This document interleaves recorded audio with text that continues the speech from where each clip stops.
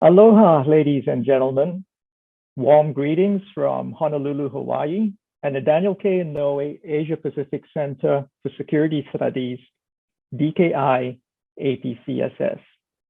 My name is Dr. Alfred Oles, and I shall be the moderator for today's events, the side events on norms in space, exploring Asia Pacific perspectives under the umbrella of the 27th APR SAS. I have the privilege to start today's proceedings by introducing the director of DKI APCSS, Rear Admiral Pete Gumatautau. Rear Admiral Gumatautau, the floor is yours. Thank you. Thank you, Dr. Oles, and aloha to every one of you participating on the 27th Asia Pacific Regional Space Agency Forum, APSAF 27. I am, as Al said, the director of the Daniel K. Inouye Asia Pacific Center for Security Studies. My name is Pete Gumatautau.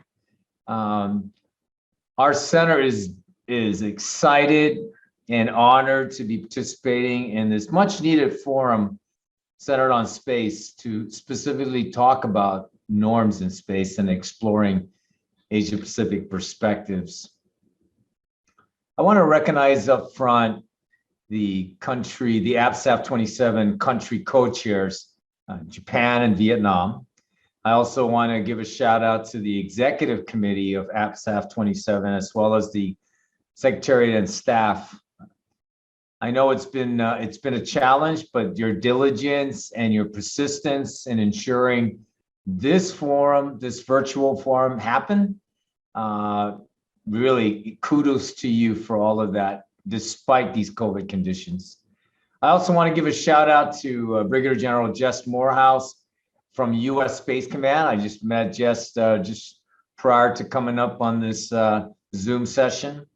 As well as our distinguished panelists you will be hearing soon shortly. All of them very well-versed in this topic, as well as understanding some incredible insights that will be providing us. I want to thank them for giving us their time, investing their time to share their insights and knowledge. And last but not least, I would like to thank all of you, our valued participants from around the world, many of whom are alumni of DKI APCSS, I might add, for all of you to take the time and the interest to better understand this topic that is growing of importance in the 21st century.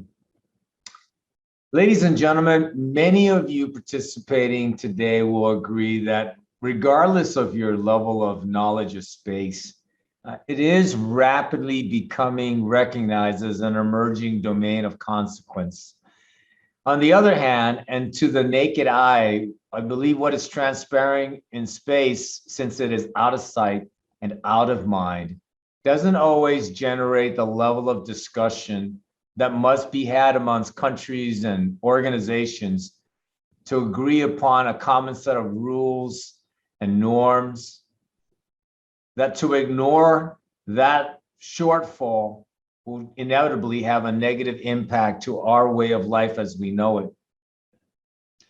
I would offer you that there is a critical need for forums such as APSAF 27, where the space dialogue addresses these shortfalls to better understand what is required when we talk about rules and norms that countries should agree upon for safety and to operate safely in an environment that has rapidly evolved over the last 6 to 7 decades, especially in the last 20 years alone. So what, you may ask?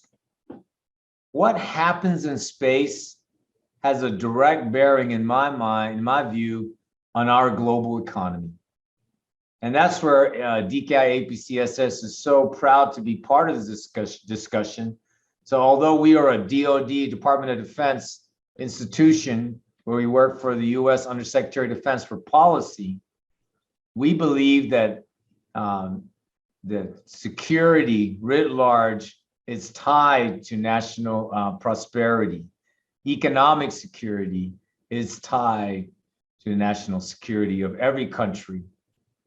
And so, given these common overlaps regarding what we should be talking about that is tied closely to the global economy, I think that it's our shared interest to responsibly protect the safety and sustainability of space. As a naval officer, or as a former naval officer, excuse me, I fully appreciate the importance of rules and principles and norms of behavior while operating at sea, for example.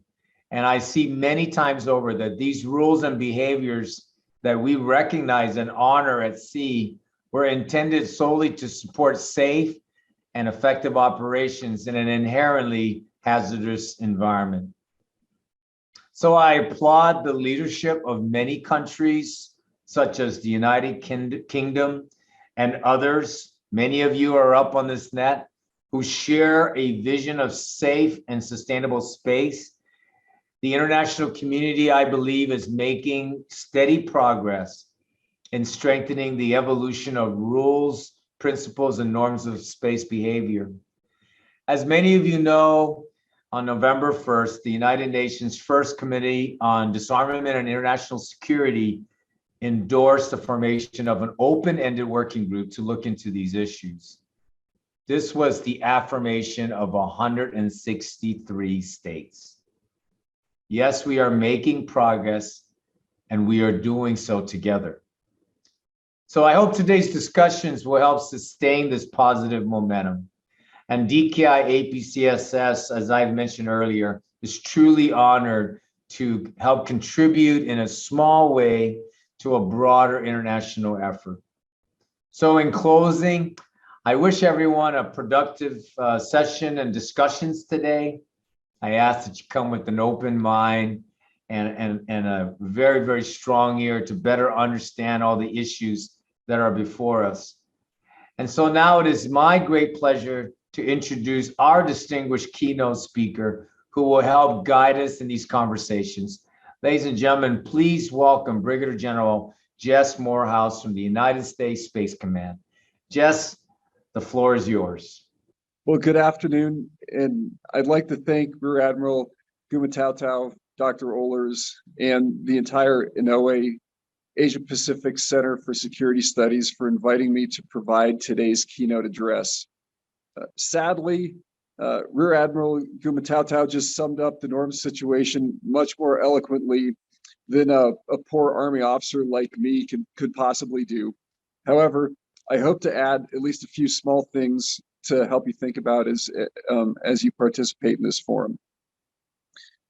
With that said, it's an absolute pleasure to participate in the AFSAP 27 forum and discuss the growing significance of norms in space. As you can imagine, last week was very busy for U.S. Space Command due to Russia's destructive anti-satellite weapons test. And this event is generating a lot of concern about the apparent division between national security issues and the long-term sustainability of space. That action makes a discussion on norms very timely, as along with other recent events, it underscores the need for a shared understanding of responsible behavior in space. In my remarks today, I'd like to first address the challenges or the changes in the space environment and the related challenges they have to norms development. I will then move on to discuss SpaceCom's role in United States space operations and norms development, and finally provide a view on how those efforts all come together, both domestically and internationally. So first, let's talk about the changes in the space environment and the challenges to norms development. Despite nearly 70 years of human exploration and government activity in space, the rules governing operational conduct in space remain a work in progress. Space is increasingly important in the global economy. It underpins essential industries such as banking, farming, and telecom. Space is clearly getting busier, but the development of rules for operating in the space environment is less advanced. And if you think about it, this is similar to early eras of steamships, cars, and airplanes. Unfortunately, the turning point for creating rules of the road in those modes of transportation generally occurred after some type of tragic loss of human life. We'd like to avoid being forced to create rules in the aftermath of human tragedy in the space domain and take a more proactive approach. This is one of the reasons why the president, in his interim national security strategic guidance issued in March of this year, directed the United States will lead in promoting shared norms and forge new agreements on space. Additionally, the National Space Policy of the United States directs that agencies shall promote a framework for responsible behavior in outer space, including the pursuit and effective implementation of best practices, standards, and norms of behavior. The United States Department of Defense, or DoD, is working to foster normative behaviors by operating responsibly and transparently in order to promote the safety, stability, security, and long-term sustainability of space. The difficulty, as you all well know, is that space is a challenging place to create norms. Space is incredibly complex and is controlled by laws of physics that define motion very differently than here on Earth. There are other complicating factors as well, which include a relatively recent and significant increase in the diversity of actors in space, the speed of technological change, economic and technical reliance upon space architectures, and the ongoing development of and threat from counter space capabilities. All these factors result in the ever-increasing risk of miscommunication, leading to misinterpretation, leading to miscalculation. The US government recognizes the importance of international cooperation and shared commitments by countries towards common goals, such as the long-term sustainability of space. Because of this recognition, the US government has strengthened its efforts to lead and sustain a stable and open international system with universal values and aspirations conducive to administration priorities, such as the creation of norms of behavior in space. The United States seeks to establish voluntary, non-legally binding measures that complement the existing legal framework established by the 4 core space treaties, including the Outer Space Treaty. Many of these measures are derived from current technical and operational best practices. This approach is shared by many like-minded spacefaring nations. And this approach has many benefits. Arguably, the most important benefit is that such an approach will result in a safer, more sustainable, more stable, and more transparent space operating environment.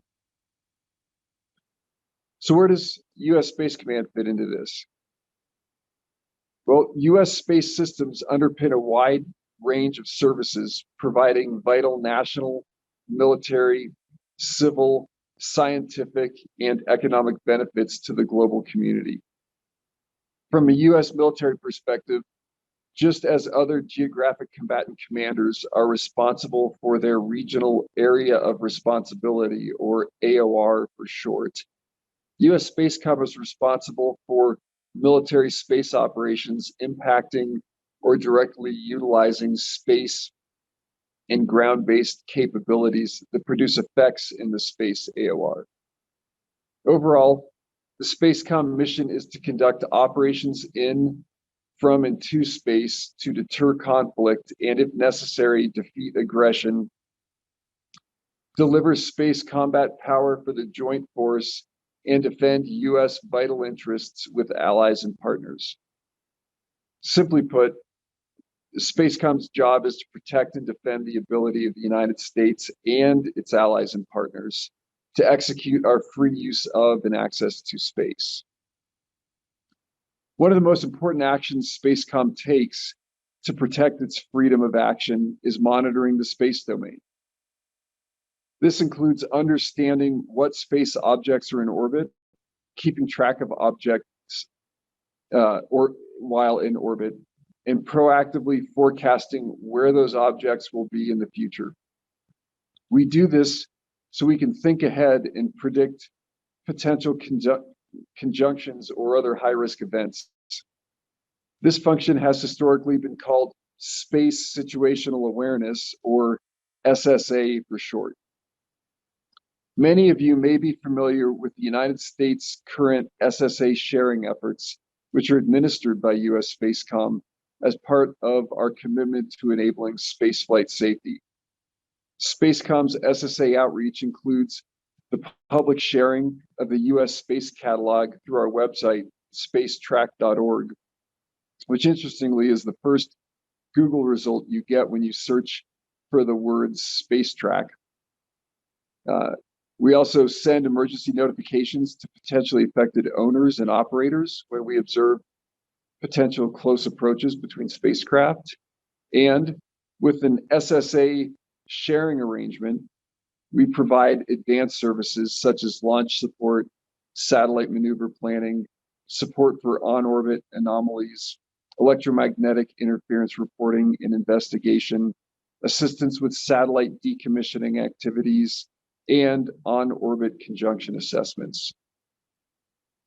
Spacecom currently provides these services on behalf of the US government because of the recognition that as more countries, companies, and organizations acquire, operate, and benefit from the use of space systems, it is in our mutual interest to act responsibly, promote transparency, and enhance the safety, stability, security, and long-term sustainability of space. The best way to do that is to get a picture of what is going on in space and then widely share that information. Spacecom is also working with the Department of Commerce as it increases its role in promoting spaceflight safety standards and information sharing.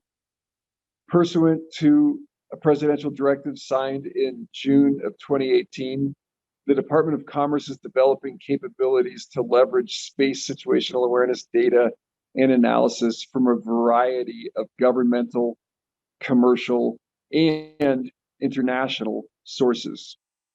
When the civilian open architecture data repository is operational, Spacecom can then concentrate on developing the more precise space domain awareness capabilities essential to characterizing threats in space and in turn enabling a whole of government response to those. This continuing partnership between Spacecom and the Department of Commerce is a key enabler of US and allies space security, not to mention a necessary element of a vibrant space economy. Sharing information is one of the key components underlying many international and multinational guidelines on responsible behavior, which takes me to our final topic of discussion, current international efforts and how the DoD and Spacecom support international norms processes. The Department of Defense, or DoD, is one of the primary space operators for the United States government.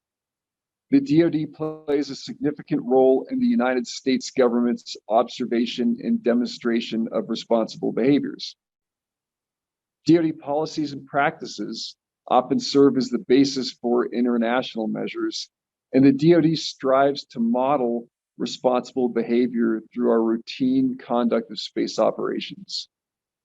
US Spacecom works carefully to ensure that our space operations are consistent with national policy guidance, as well as with relevant domestic and international law, including the inherent right of self-defense. One of the key examples I would like to highlight is the DoD's conformity with both domestic and international practices regarding the mitigation of space debris. Domestically, the DoD best practices actually served as a source of the more rigorous debris mitigation standards adopted in the November 2019 US government orbital debris mitigation standard practices. These standard practices seek to ensure that all U.S. government operators are aware of and mitigate risks in routine space operations, such as reducing the amount of anticipated debris created during launch or reducing the risk of human casualties during spaceflight reentry. Internationally, the DoD is following the two premier intergovernmental sets of best practices, the 2007 Space Debris Mitigation Guidelines of the United Nations Committee on the Peaceful Uses of Outer Space, and the March 2020 Space Debris Mitigation Guidelines of the Interagency Space Debris Coordination Committee. The DoD's long history of operational expertise and ongoing commitment to long-term sustainability and the stewardship of the space environment has allowed for the department's participation in United Nations space-related committees. The DoD's participation is, of course, in close coordination with the State Department. As part of this partnership, DoD provided one of the lead U.S. delegates in the, the negotiations for the Committee on the Peaceful Uses of Outer Space that produced the 2019 guidelines for the long-term sustainability of outer space activities. This involvement ensured consistency with DoD practices and greatly facilitated implementation of those guidelines. Most recently, the DoD supported the U.S. Department of State's drafting of the U.S. national submission in response to the 2020 United Nations General Assembly resolution on reducing space threats through norms, rules, and principles of responsible behaviors. This resolution called for countries to, and I think it's interesting to quote, study existing and potential threats and security risks to space systems, characterize actions and activities that could be considered responsible, irresponsible, or threatening, and their potential impact on international security, and share their ideas on the further development and implementation of norms, rules, and principles of responsible behaviors, and on the reduction of the risks of misunderstanding and miscalculation, end quote. At the same time, the DoD began an international effort to determine whether there were any longstanding operational practices which could help reduce the risk of misunderstanding and inadvertent escalation. This past July, Defense Secretary Lloyd Austin signed a memorandum to DoD leadership that outlined guidance for military space operations in the form of 5 key tenets of responsible behavior in space. That guidance provided a clear and transparent unclassified statement of how DoD components will operate in space during normal circumstances. These tenets of responsible behavior are based on long-standing DoD practices and some existing U.S. commitments. The tenets direct DoD space operators to 1, operate in, from, to, and through space with due regard to others and in a professional manner. 2, limit the generation of long-lived space debris. 3, avoid the creation of harmful interference. 4, maintain safe separation and safe trajectory. And the 5th and final tenet, communicate and make notifications to enhance the safety and stability of the space domain. The Secretary's tenets are one step out of many. Spacecom is currently leading the department's follow-on work to further develop these tenets. This work involves building upon the tenets listed in the memorandum to identify both new or more specific behaviors to guide our operations. These tenets and their specific behaviors are strictly limited to activities of the Department of Defense. In no way are we trying to impose our rules upon other governmental or private sector space operators. But we recognize that as one of the world's most experienced and largest space operators, And as a military organization, we have a special responsibility to articulate what we mean by responsible behavior and to reflect those values in our daily operations. It is our hope that the tenets that we're developing may be used as a point of reference to form the basis of our conversations in multilateral fora and for our defense counterparts around the world. Further, we hope that as we complete the evaluation of our own practices, we will be able to offer useful perspectives to inform multilateral efforts, such as the newly established UN Open-Ended Working Group on outer space security, as part of the UN First Committee's Preventing an Arms Race in Outer Space, or PAROS, agenda item. We may also provide input toward the next iteration of the UN Committee on the Peaceful Uses of Outer Space's Long-Term Sustainability Working Group, which will focus on the important step of implementing the 21 guidelines adopted in 2019 and identifying new challenges to space sustainability. The Department of Defense has been a regular contributor to these types of discussions due to our expertise in conducting space operations. We have incrementally built common understandings among space operators about shared interests in space and explored what constitutes responsible behaviors in a shared domain. It is our expectation that together we can contribute our ideas, learn from other international space operators, and develop common understandings about what space operations can look like that reduce the risk of misunderstanding and miscalculation while increasing the stability and security of the domain. So, in conclusion, in my remarks today, I covered the changing nature of the space environment and its challenges to norms development, U.S. Spacecom's role in United States space operations, and I provided the Spacecom view on how all those efforts come together to support norms development, both domestically and internationally. Today, space activities worldwide are more prolific and more varied. Countries and industry are increasingly reliant upon benefits derived from space. These benefits include regional cooperative projects such as APRISAF, Sentinel Asia, and space applications for the environment, which are integral to improving conditions for life on Earth. It is Spacecom's view that promoting a framework of responsible behavior is a key to protecting the space environment and the space objects that enable those benefits. The development of norms, standards, and guidelines of responsible behavior is crucial for fostering a conducive environment for the peaceful uses of outer space. Thank you for your time and for your attention. Gerald Morehouse, thank you so much for those comments and ideas for us to think about. I think you framed the issues really well for us to proceed with today's further discussions. Ladies and gentlemen, we're going to transition now to the next part of our event, and we're going to move to our roundtable. So please join me in welcoming our panelists, Dr. Malcolm Davis from the Australian Strategic Policy Institute. Thanks for joining us, Malcolm.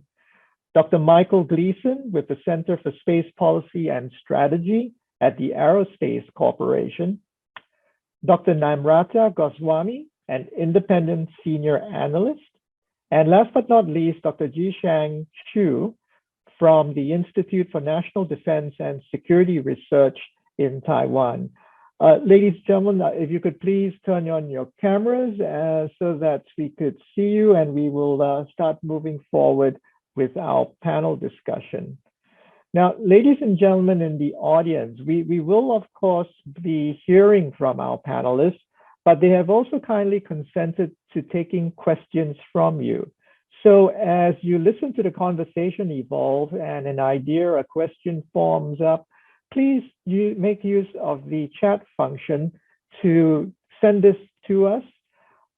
we have one of our staff members on standby. We're being assisted by Ms. Alexandra Longley, who is going to be curating these questions, and she will pop up occasionally to present these to the panel for consideration. All right. So I have to caveat that, though, because of time constraints, we may not be able to get to all questions. So, kindly forgive us if we're not able to include your question during the Q&A session that we hope to have. With that, let's try to get our discussion going. And, let me kind of frame the start this way. We've just heard from General Morehouse, and he helped us to think through space norms, the current context that we're in. But I wonder, panelists, I just wonder what your thoughts might be. Why are we talking about norms in this current context? And what is it that's happening within space governance that makes a discussion around norms so crucial at this particular moment?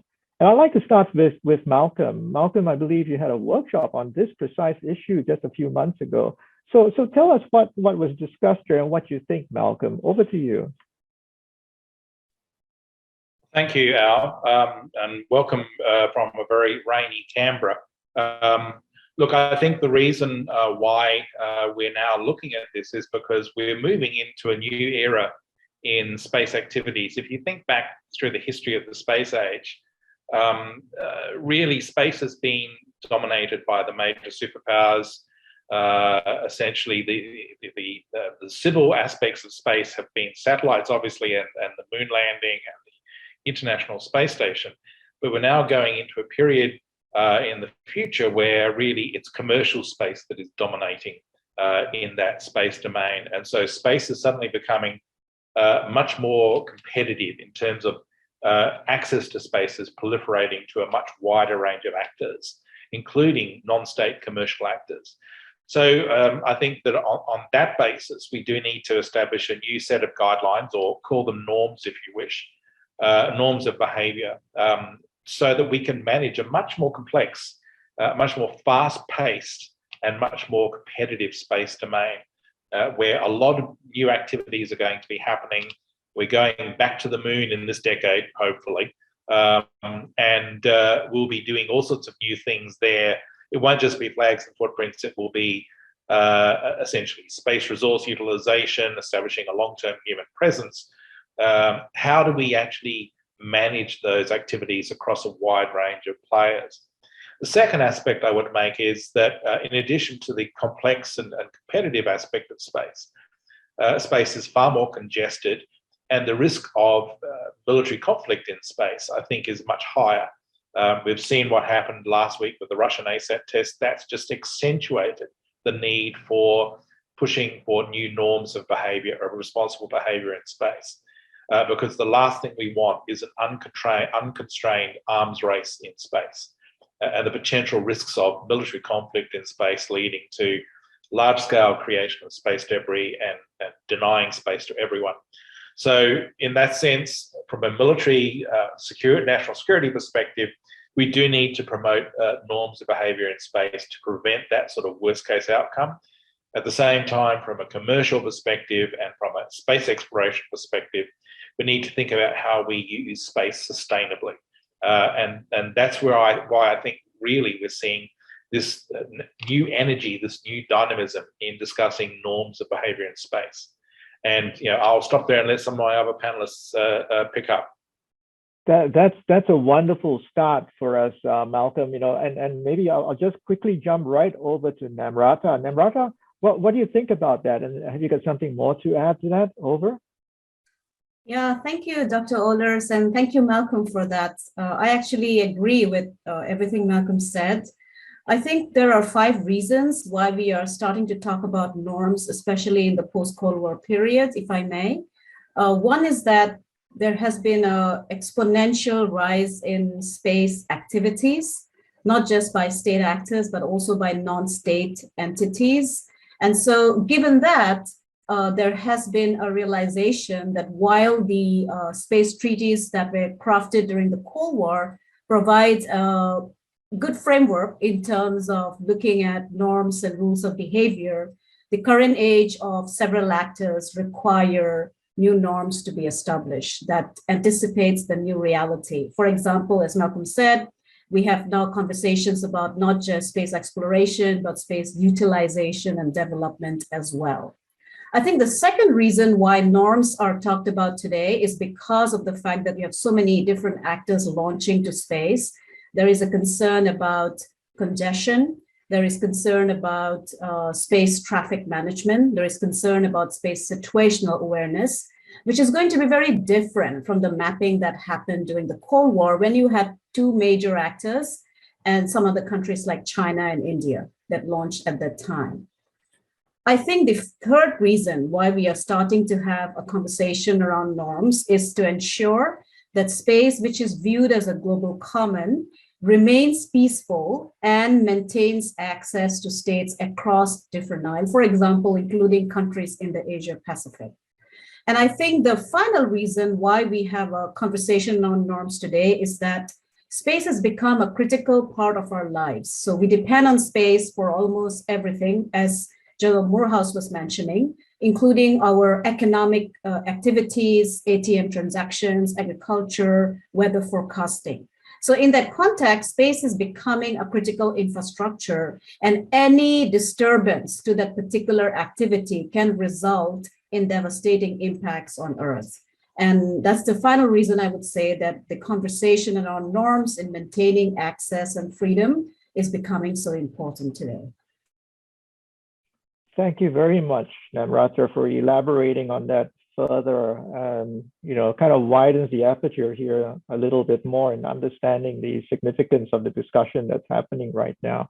I'd like to jump over to Mick. And Mick, I understand you may have had a hand in contributing something to the U.S. Input to the General Assembly resolution that preceded the announcement of the open-ended working group. So over to you, Mick. What do you make of this? Oh, thanks a lot, Al.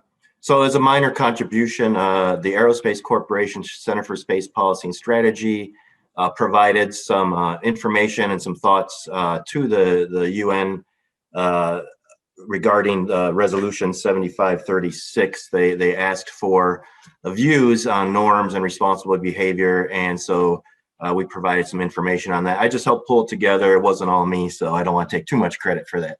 But I also I'd like to just mention, I totally agree with what Malcolm and Namrata have just said, and so it's kind of hard to pile on to that list. It's very, very good, detailed, and comprehensive type of list, but there's a couple thoughts I'd like to add briefly. So first of all, I think in the orbital debris mitigation standard practices that the U.S. put out, and I think were approved around the year 2000, they are adopted by the Interagency Work Group. They eventually became adopted in 2010 by the United Nations Committee on Peaceful Uses of Outer Space.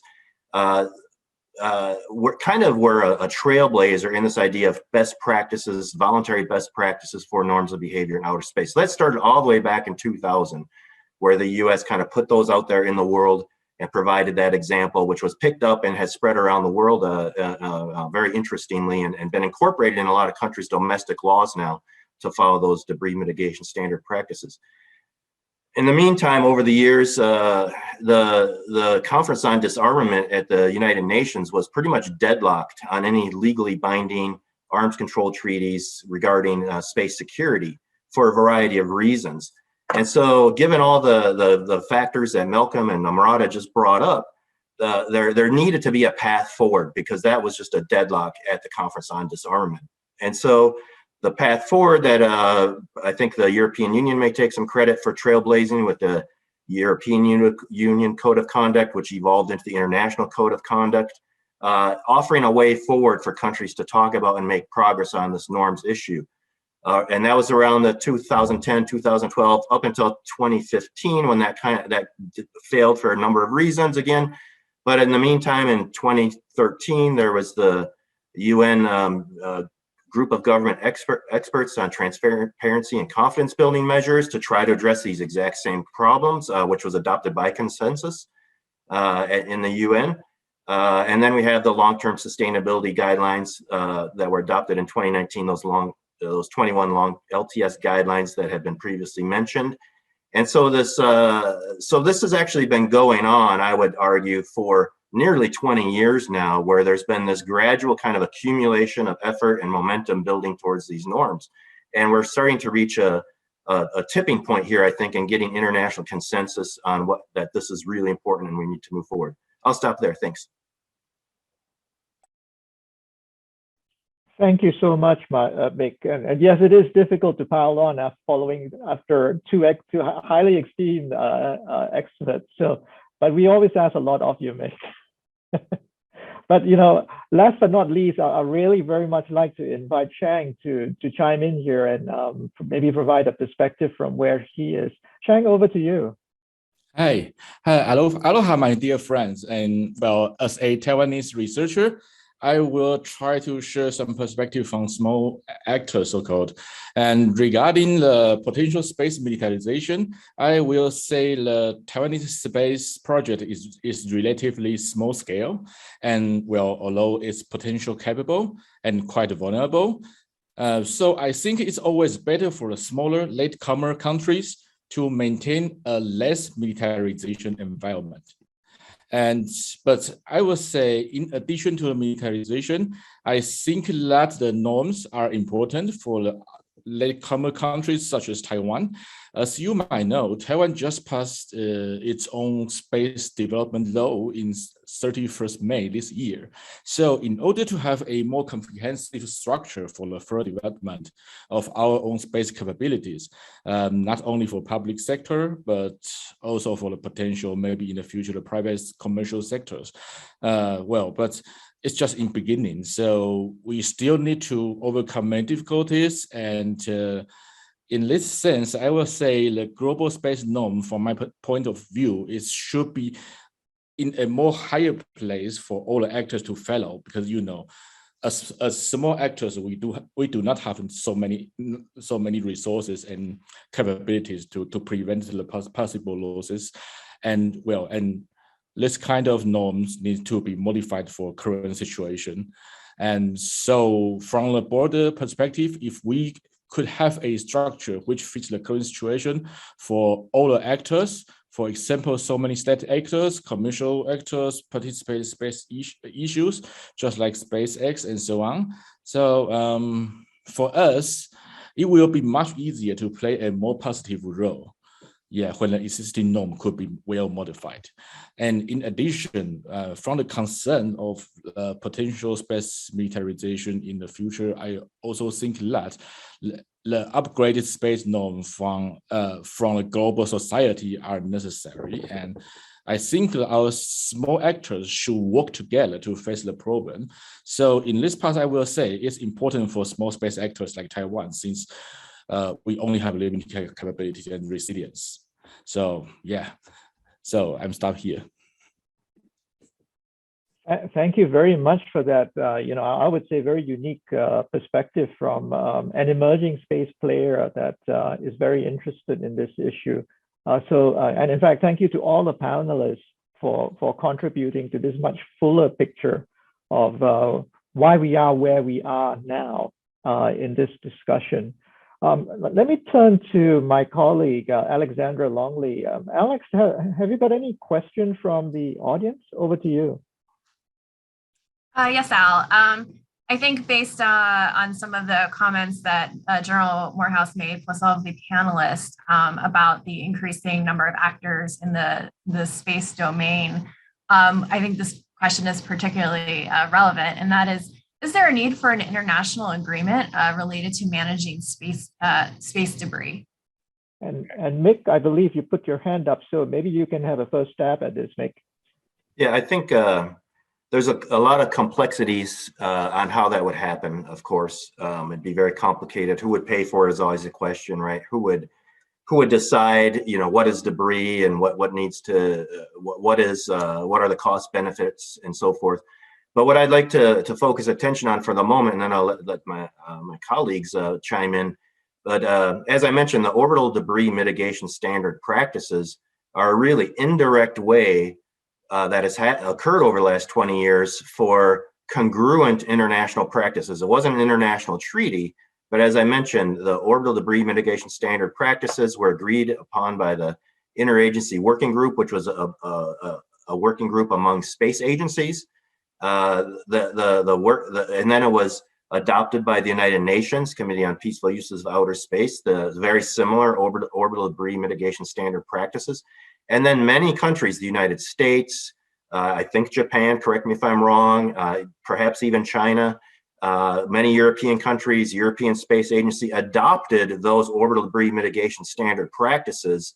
And so you end up having congruent kind of agreement on how to mitigate debris creation, very indirectly, but the result is that over a dozen countries now have very similar standards, and they're at the UN, coming down from the UN level, and then incorporated into domestic law and regulation for to get a launch license. So I'll stop there, but I just wanted to bring that very interesting case up. Thanks very much. Malcolm, you want to, or Namrata, do you want to jump in there?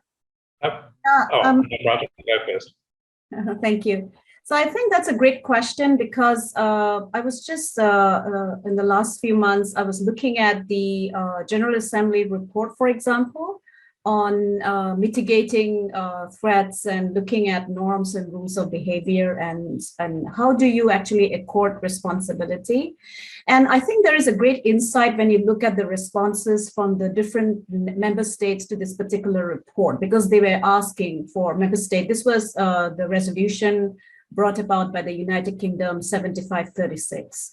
So as you go through the responses from countries like China, Russia, the United States, Japan, South Korea, Iran, what comes across very clearly is that there is a great concern about the creation of debris for one single purpose. The fear is that the more debris you have, especially in low Earth orbit, the lesser your ability to launch, and the lesser your ability to get access to space. And so given that, I think there is a great requirement for clear general guidelines that go beyond just informal recommendations, so that nations can basically decide as to how do you actually deorbit a particular defunct satellite. Do you need to deorbit it? What are the responsibilities? What happens when debris is created? I know the US Space Force tracks it, but then how do you share that internationally? So there is a great requirement for that. I agree with Michael, if I may, that it is expensive. Debris mitigation is not, it's an expensive capability. And so there will be the requirement for international partnerships. Whether we'll get a binding treaty, that's $1 billion question, because there are other issues associated with that. I'll end there, and Malcolm, please. Yeah, I was just going to add in everything that Mick and Namrata have said is great, and I think that the starting point for this is obviously an international regulatory and legal approach through the UN that basically establishes the norms and guidelines so that we don't keep on adding to the debris that's out there. But no matter how good the legislation and the regulation is, the debris is still up there. So we do need a debris mitigation and removal approach here. And to me, there's an opportunity here for commercial space that if they are given incentives, not only to not produce additional debris, but also find ways to get rid of existing debris, particularly if they are given incentives that are financially lucrative from an international perspective, I think you'll find suddenly a growth area in space debris removal. Here in Canberra, for example, just a few kilometres away at Mount Stromlo Observatory, we have a company called EOS Australia that is using a laser to essentially deorbit small space debris from the ground. That's the sort of innovative approaches that I think companies could do to get rid of debris so that over time, the problem is less and less. But it only works if we have that legal and regulatory framework which prevents further debris being sent up in its place. Great, thank you. Thank you for your responses. We are under a little bit of time pressure here. So I'd like to move on to another topic, which is related to some of the things that we've been raising over here in connection to the responses to the question. We've had maybe on 2 or 3 occasions now had reference to the open-ended working group, the OEWG, that was endorsed or approved of on the 1st of November by the UN First Committee. But for the benefit of many of the audience here participating, what exactly is this OEWG? And is it really that significant in the overall scheme of things? How will it work? Will it work at all going forward? So, it'd be great to get a sense from our panelists here about the OEWG. And I'd like to turn this over to Namrata Mick, to start off first. Mick, you want to have a go at this first? Over. Thanks, Alan. I'll give it a shot. So I would like just to be clear that it was agreed to by the first committee on November 1st, and it should be going to the UN General Assembly for approval in December.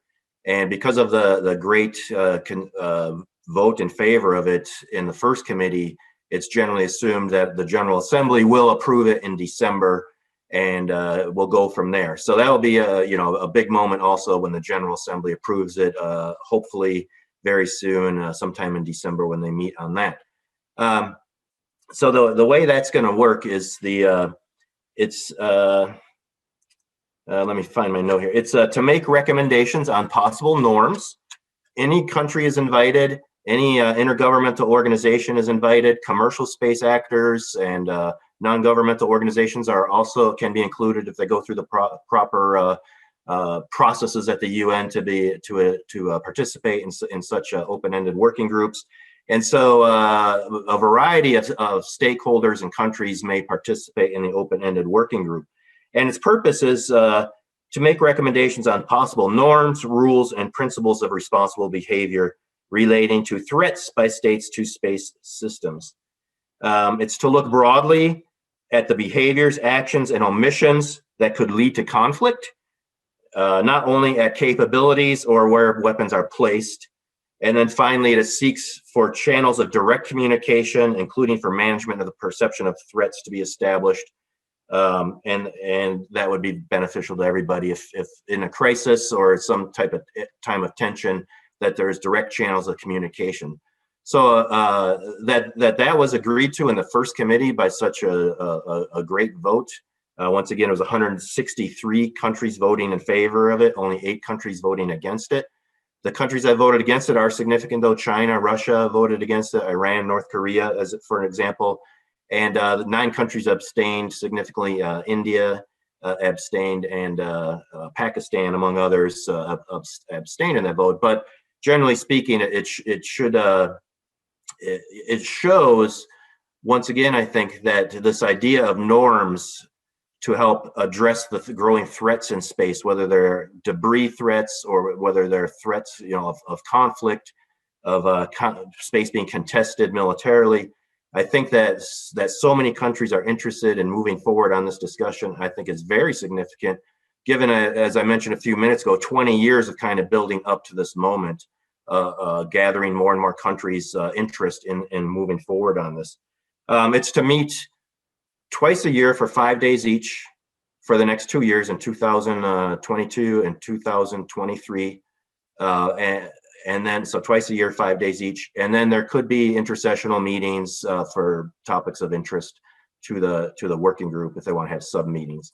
So I think it's very significant. It keeps the ball moving forward down the field, so to speak, whether it's soccer or rugby or American football or football and the rest of the world, I should say, soccer.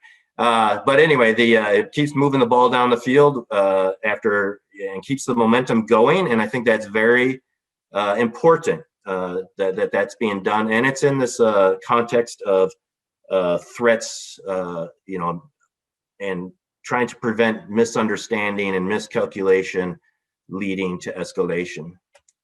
I'll stop there. Thanks, Al. Thank you very much, Mick. And that's a very uplifting and optimistic look at the OEWG. Namrata, how do you feel? Do you share that optimism around the OEWG? Over to you. Yes, actually, I think it's a really important and remarkable development which the United Kingdom had been working on for several years to get 163 countries in support. The UK, of course, had 36 co-sponsors, but that's actually a critical development. And I think it builds on Resolution 7536, which was also brought about by the UK. And if you see the responses to that, as I mentioned, and I would urge my audience to basically go through that resolution. It's 105 pages, but worth it. And so you'll see that there is a great desire for countries to collaborate, especially with concepts like responsible behavior, debris mitigation. Now, in terms of the another important resolution that came out of the first committee was actually a co-sponsored resolution on confidence building measures by the US, China, and Russia, which is also an important development in terms of the important space powers coming together. I would say that why that particular move succeeded, and I'm sure it'll pass the General Assembly as well in December, is that the language was very interesting. So first of all, it's providing recommendations, and it would provide recommendations in terms of building norms that could be then utilized for any negotiation on a possible legally binding treaty. So language mattered as well in terms of getting consensus, and I think that was an important marker. For example, one of the assumptions that I would make is that a big concern for states is anti-satellite weapon, both kinetic and co-orbital, which creates debris. We refer to the Russian test. China also tested in 2007. India tested in 2019. So to reach an agreement towards, for example, even thinking about a ban on ASAT weapon, I think the open-ended working group would provide us the important framework in terms of building towards that. So it's a very important and critical development in my perspective. Wonderful. Thank you for drawing our attention to that, Namrata. Malcolm, I believe Australia was one of the co-sponsors. Was that correct, Malcolm? And so what's the view from Canberra about this? Look, obviously, we see it as a very positive step forward. Anything that keeps the discussion going is positive. And building on 7536, I think, is critical. So the OEWG, I think, is the obvious next step to keep that diplomacy going, to try and move closer towards some sort of verifiable ban, particularly on kinetic kill ASATs that create space debris. I think the challenges that we face are obviously, as Mick pointed out, a number of states did not support the OEWG, which is disappointing. So we can't just ignore that. And secondly, the pace of technology development in terms of ASAT capabilities and in terms of space technology in general could outrun the pace of diplomacy in the OEWG. So I think that the risk could be that the OEWG follows the traditional UN approach of an ongoing dialogue. In the meantime, how many ASAT tests have occurred? How many new types of space weapons capabilities are being developed? What progress is being made in terms of soft kill counter space capabilities that are maybe more usable because they don't create space debris. So I think that the OEWG has to proceed, but it has to be very aware that it's existing within a real world framework where strategic competition between the US and its authoritarian peer adversaries is accelerating and deepening. And so we can't ignore that factor. If we just proceed in the path of let diplomacy take its course, then it could fail, and that would be a tragedy. Thank you very much for that reality check, Malcolm. That's extremely helpful in helping us, form a more balanced view about this. But Chang, do you have something to add to this discussion, Chang, that will also help us see this in a more realistic sort of light? Over. Well, I would say about the OEWG.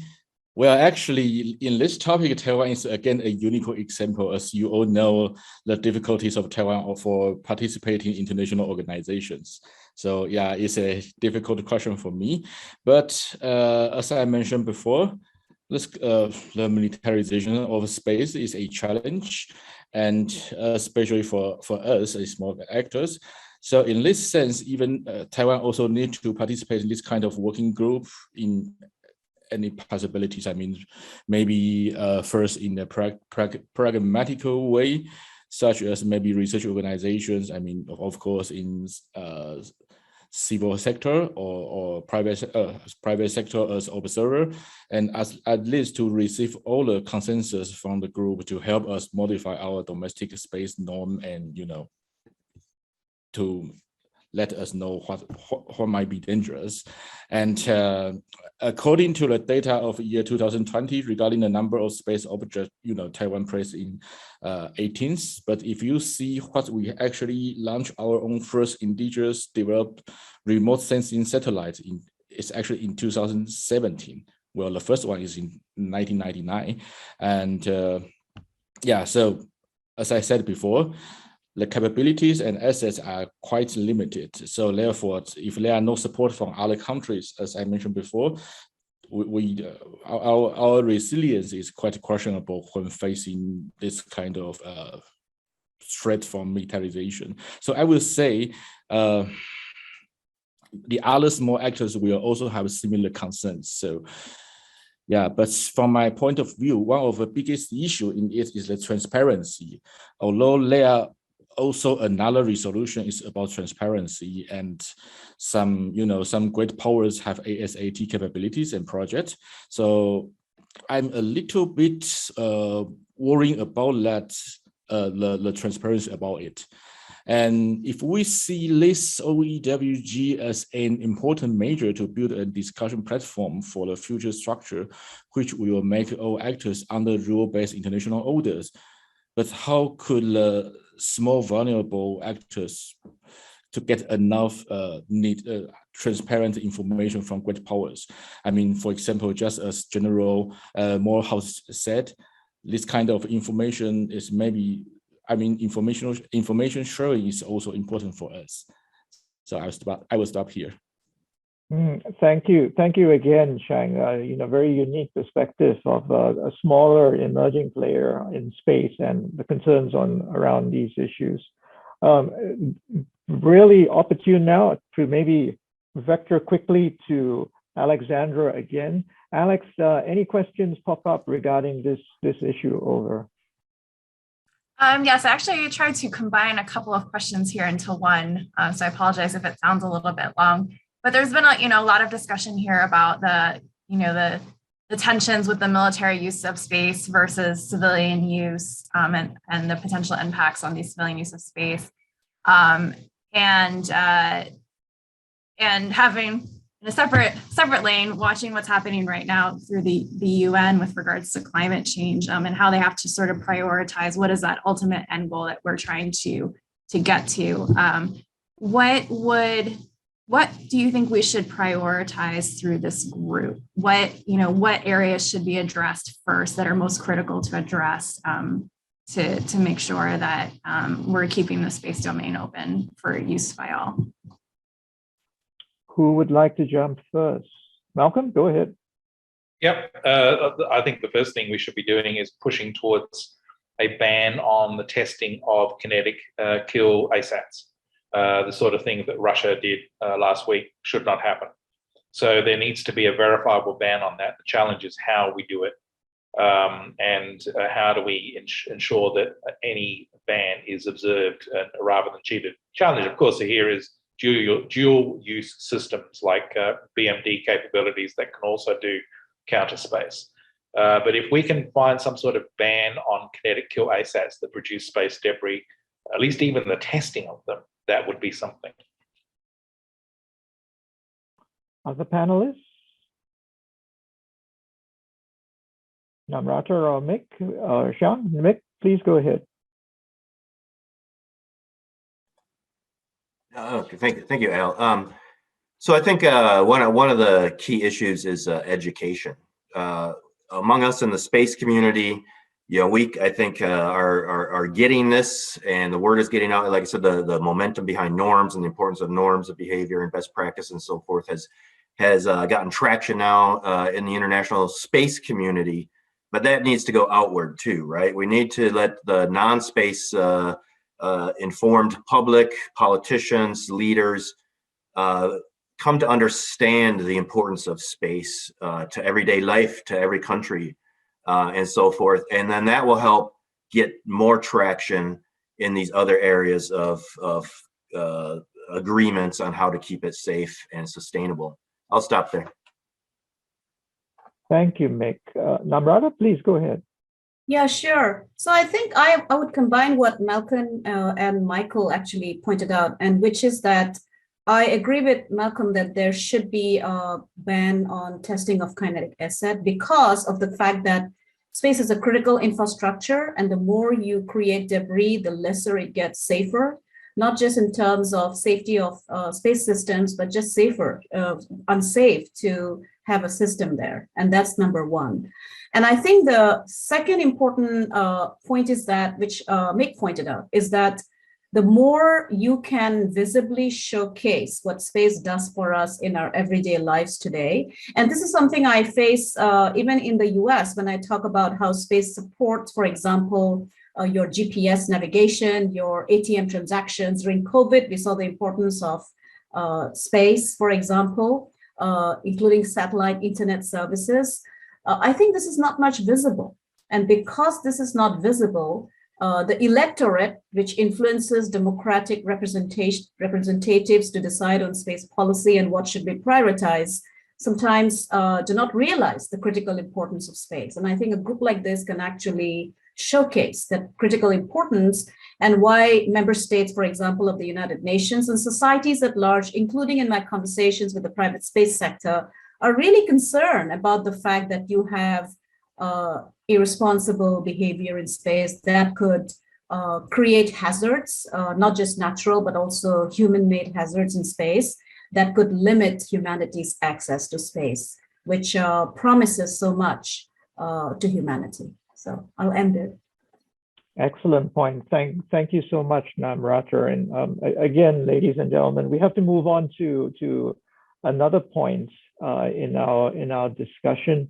And this might be slightly awkward in raising this because you see, all this discussion here has got a lot of relevance to spacefaring nations. But why should non-spacefaring nations be interested? We're starting to move in that direction in our discussion here. In response to that question, we talked about education and reaching out to democratic representatives and so forth. But why should non-spacefaring nations be remotely interested in this whole issue of space norms? And in the Indo-Pacific, which particular ones really should pay heed to this and maybe sit up and do a little bit more? Namrata, I'm going to make you answer this tough one here. I think it's connected to space as critical infrastructure. So despite the fact that not every nation can launch to space, every nation benefits from space, including from commercial satellite services, to forecast their weather, forecast agricultural patterns. For example, I recently was in a conversation where we were having this interesting strategic conversation about how North Korean families suffer today, especially farmers, because they do not have access to satellite images for farming, right? And so for countries in the Asia Pacific, for example, let's take the example of Indonesia, or let's take the example of Malaysia. There is a real interest today in terms of having access to space, benefiting from the space economy, being part of space startups. Indonesia is starting to talk about utilizing its own private sector, for example, to benefit from the space economy, which is about 400 billion today, but promises to be about 1.2 billion by 2030, and is only exponentially going to rise. And I think that's the reason why spacefaring nations in the Asia Pacific are interested in space. And I would say that, including a country, for example, we have representation from Bangladesh here in the audience, and including Bangladesh, which depends on space for critical support. For example, warnings about flood management, right, which it suffers from, weather patterns. So Bangladesh is not a spacefaring nation, but has its own satellite. And so you do have that kind of engagement by countries in the Asia Pacific. And so space today is basically a critical infrastructure. A country like China has declared space as part of its future technologies, and the China National Development and Reform Commission recognized space as a critical infrastructure in 2020. The United States has not done it as yet. So you can see that in Asia, there is already this great recognition of space, both from a spacefaring perspective as well as countries which are not spacefaring. Thank you very much, Namrata. You kind of really kind of put it into a bigger picture here for us to understand, the relevance and saliency of this discussion around space norms. Shang, if I could turn to you as somebody from a smaller space nation, but also maybe somebody who is more attuned with a non-spacefaring way of thinking about these issues. What are some of your thoughts, Roland? Well, I think the modern society, just as Namrata said before, highly depends on space, and our daily life rely on space, of course. For example, the current innovative technology, urgent needs such as IoT, unmanned vehicle manufacture, disaster management, and of course, national defense needs. They are all rely on satellite, or maybe communication satellite, GIS satellite, remote sensing satellite, or GPS. And, although in East Asia, we know not only Taiwan, Japan, Korea, India, and of course, China are developing the innovative technologies. But however, here I would like to emphasize is not only the fancy modern technological life and society, but also the disaster management. From the case of Taiwan, we do have many natural catastrophes every year, for example, typhoon, rainstorm, or even earthquakes. So in this sense, the space capability are extremely important to us. And as you might know, Taiwan began to allow space projects since the beginning of the 1990s. In my opinion, Taiwan is not a non-spacefaring nation, of course, but a latecomer. And regarding these issues I mentioned before, we just enhance the capability and invest more for the future. And we have some satellite, but they could not satisfy our needs. And also, we are highly dependent on other countries, for example, United States. And if there will be no effective space norm in the future, the vulnerable space capability of Taiwan will face a strong challenge. And this problem, in terms of disaster management, is not only for Taiwan. So if we see the whole world in recent years, extreme climate becomes much more dangerous than before. And this kind of issue hurts every country, also including the non-spacefaring countries. And so, but I would say the space capabilities will help all nations immediately regarding HADR. So in this sense, I think these nations should also interested in it. So that's all I have. No, thank you very much. Again, emphasizing that wider aperture that we have to take a look at this issue. Malcolm, jump in here and tell us, is there anything else that we're missing here? Over to you. Yeah, well, look, I agree with everything the previous speakers have said, so I won't go over the same ground. What I would do is put a temporal perspective on this. If you go back 20 years to 2001, sort of the nature of space as a domain and as a commercial enterprise was fairly limited. It was big powers. Commercial space was just really starting to get started.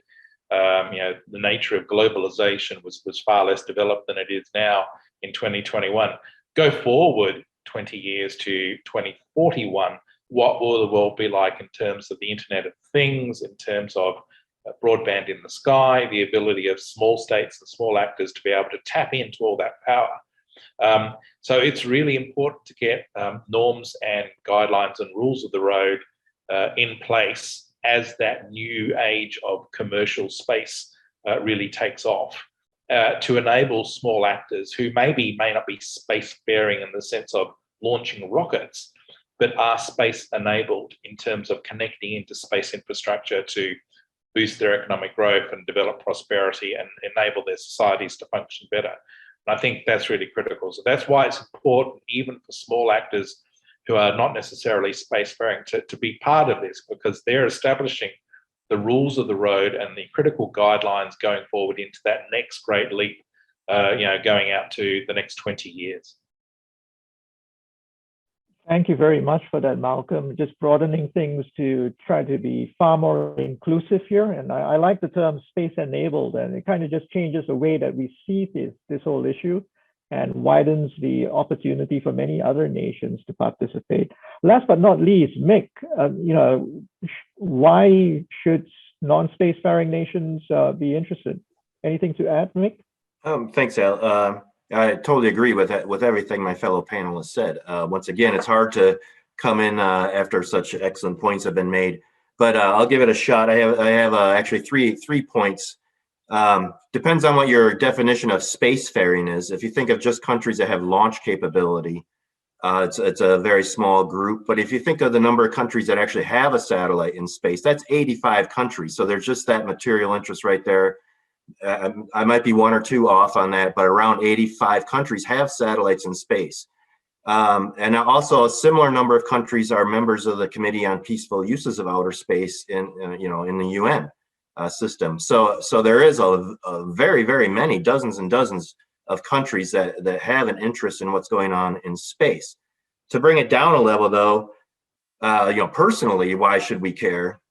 The way I like to think of it is just, go through a day.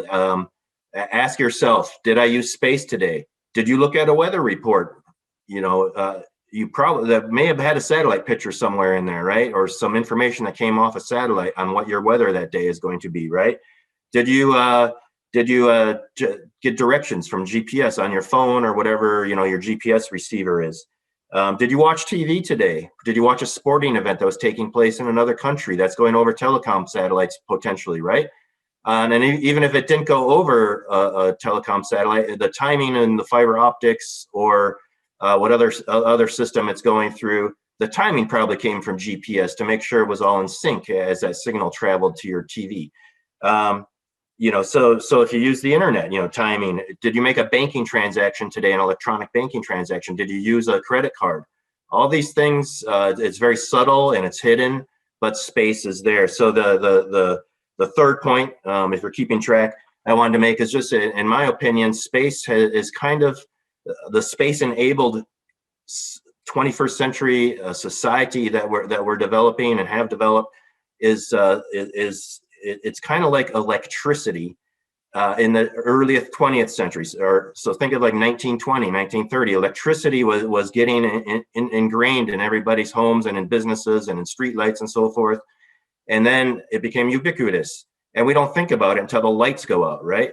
Same with mass communication was another part of modern society where we have, whether pick up the phone, call another country, use our iPhones, we can call people, communicate very easily nowadays, thanks to the 20th century technologies that have matured now. And we can't go back, right? Like if we lost mass communications, if we lost electricity, we might be able to survive, but life would get very, very inconvenient for every individual that faces that, right? And so just like electricity or mass communications, there's no going back to keep our society modern and moving forward. And space, it's been gradual over the last 30 years, up through the Cold War, the main commercial activity was telecommunications. But since the end of the Cold War, so just in the last 30 years, it subtly became entwined in our society at pretty much of an invisible to most people, unless you're really paying attention and thinking about it. Thanks, Al. Thank you very much again for that, Mick. And again, let's kind of vector over to Alexandra. Alex, have you got any questions on this issue here for our panelists? Over. Yes, in another attempt to combine a couple of questions that I saw from the audience here. What are some of the greatest challenges to achieving consensus for norms of responsible behavior in space, given, as we're talking about here, the different perspectives from countries that are considered more traditionally spacefaring nations versus those who are not, but still rely on the space domain for other things? But also among the sort of traditional spacefaring nations, there's great diverging views as well. I noted that Russia and China, for instance, voted no on the OEWG. So, so what are sort of the challenges to achieving consensus or recommendations on how that should be approached? Anyone? That's a tough one. I'm sorry, that was a big question. Well, if I can jump in, look, I think the biggest challenge is the strategic environment that we're in. You know, space is a vacuum, but space policy doesn't happen in a vacuum. It's basically occurring against a context of increasing strategic risk, increasing major power competition. And I think there's a risk that good intentions and efforts towards norms of behavior in space could get sidetracked or smothered by increasing major power tensions between China, Russia on the one hand, and the United States on the other. And so that is a risk. How do we maintain progress in this important area, even as tensions rise and even as we face the risk of military conflict in the future? How do we keep this going without it suddenly being, you know, sort of undermined from other factors outside of the space issue? Thank you, Malcolm. A very sobering context and sobering thought. Namrata? Yeah, I think one of the biggest challenges that is in front of us when we talk about the space environment is that while space is seen as a global common, which means that the norms that we are thinking about, rules of the road that we are thinking about, responsible behavior that we are thinking about is relevant, space is also part of a country's grand strategy and national security and self-defense. So because of that dichotomy that exists in the framing of space, to get a consensus where make this calculation as to what they're going to lose out if they agree to for example, if they agree to a legally binding treaty, right? They will always make that calculation. Okay, if we agree to this, how will it deter my ability to use space for self-defense, especially those with military space capacity and that depends on space for their military operations. So I think that's a big challenge. I think the second challenge is that we have an environment today where space is not just limited to low Earth orbit or looking at space debris in that particular environment, but space is also starting to be conceptualized from the point of view of space resource utilization. Now that brings its own set of challenges. For example, the US-led Artemis Accord talks about space lunar resource utilization within the obligation of the Outer Space Treaty, but that means that you have the ability to utilize, for example, a lunar resource like water ice that's on the lunar South Pole. China has also announced ambitions to get to the lunar South Pole by 2024, and China wants to establish a permanent base in that area around 2036, 2040. Do we have the legal framework today that anticipates that kind of future? In my humble opinion, I don't think we are there yet. The Outer Space Treaty does not allow national appropriation of territory, but it does not say much when it comes to, for example, a private actor joining in for a lunar exploration program, right? The Outer Space Treaty does say that states have liability for their non-state actors, but what happens when the private sector wants to profit from a particular engagement in space? So I think those are the two main concerns in terms of future norms that we are thinking about, which needs to be much more than just about limiting debris or banning ASAT, but also thinking about normative frameworks for a future where space will become a much more integral part of our life and will become visible in that particular aspect. I'll end there. Thank you. Well, thank you very much again, Namrata, for contextualizing this in the way that you have. It's very, very helpful in forming this much more balanced sort of view that we have of the situation and how we might move forward. In the interest of time, I'd like to move on to another topic here, and this is something that we again have touched on a few minutes ago. It's really about the issue of participating and contributing to the emerging process of shaping international norms on space. I imagine governments would have a very big role to play in this, being represented at the United Nations and so forth. But what about the private sector? What about players in civil space and civil society actors and organizations? How are we to move forward in an inclusive sort of way? Because I also imagine that there might be so-called barriers to entry, if you like, in contributing to this process. What are your thoughts on that? And Malcolm, first of all, from you, over. Look, I think they have to contribute because they're going to be amongst the leading actors. Obviously, states are still going to play an important role, but it's the commercial actors and the new space, as they call it, or the Space 2.0 approach of commercial and private space companies that are really, I think, leading the innovation going forward. If you look at companies like SpaceX, for example, they are leading the innovation in the technology sense and in terms of their ambitions. And so, as we think about, for example, returning to the moon and utilizing lunar resources, as Namrata made the very good point, alongside US, Chinese, Russian, Japanese actors will be SpaceX, will be Blue Origin, will be various different other companies. So they have an incentive and an opportunity to get involved here in terms of being part of that dialogue so that their interests are protected. And I think they will. I am not too concerned about the fact that that they would not either get involved or somehow that they would operate outside the broad norms and guidelines, because it's in their interest to do so. I think the Artemis Accords lays down some excellent principles upon which we can build this dialogue. And so what needs to happen is an intensive discussion between state actors and commercial actors on how we take these next steps, whether it's in low Earth orbit with commercial space facilities or on the moon or going beyond. Because if we don't have this discussion, then we are facing the prospect of what people often refer to as the wild, wild west outcome of no rules, and that would be catastrophic. So I think that there's every incentive for new space companies and private sector actors to become involved. Thank you, Malcolm. Let me turn to Mick. Mick, what would you add to this, over? Thanks, Al. So once again, I agree with everything Malcolm has said. I would like to kind of combine this question with the question we left off just a minute ago about how to help achieve consensus on norms around the world.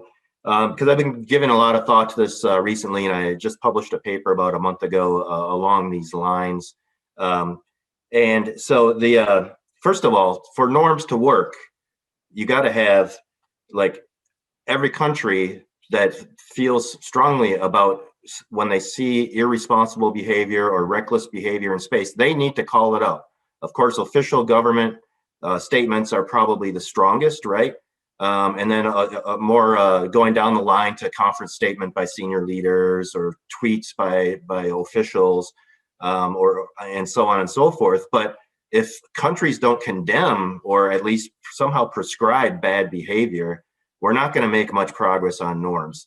And the research I've been doing lately is that a group of like-minded nations probably is not enough to help create a norm. So in the recent Russian destructive ASAT test so far in the last 10 days or since that test occurred, we've had the United States, Japan, South Korea, Australia, New Zealand, NATO countries, France, Germany, Belgium, even. I'm sorry, I don't have the whole list with me right now, but NATO, the EU, if you combine those, is 28, 30 countries. But that still leaves about roughly 35 countries that has officially made a statement to express their concern with that ASAT test. That's not enough. And so what my research has shown is that, let me go through a little bit of progression here and tie this all together, like the paper I recently wrote. So to take root globally, there's two key factors for norms. First, a country is unlikely to restrain its behavior unless it can monitor the reciprocal restraint of another country.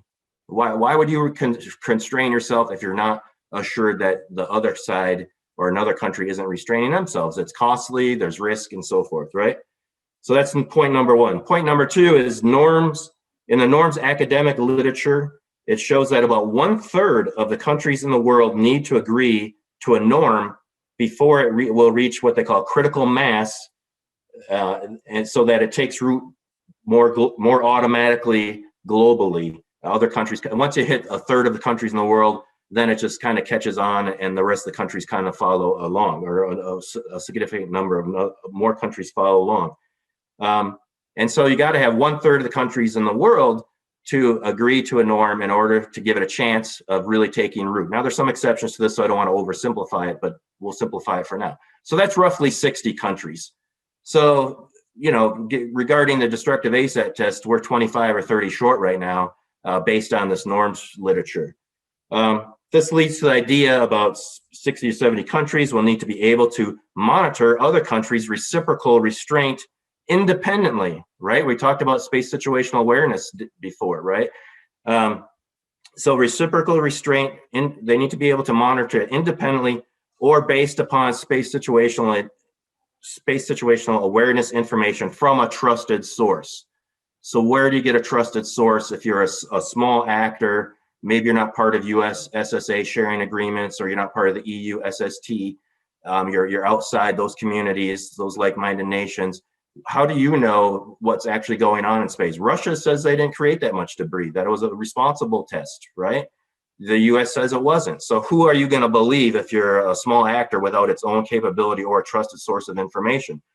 So this bringing it all back together to answer the question, to get consensus and how other countries can contribute and how civil society can contribute is, I think there needs to be some kind of framework for international space situational awareness data sharing that can be the trusted source of space situational awareness data for the small countries, if we want these norms initiatives to succeed. Otherwise, we'll come up short. So I'll leave it with that, Alan, but that was kind of, I've been waiting to say that all evening. Thank you, or all morning, depending on where you are. Thanks.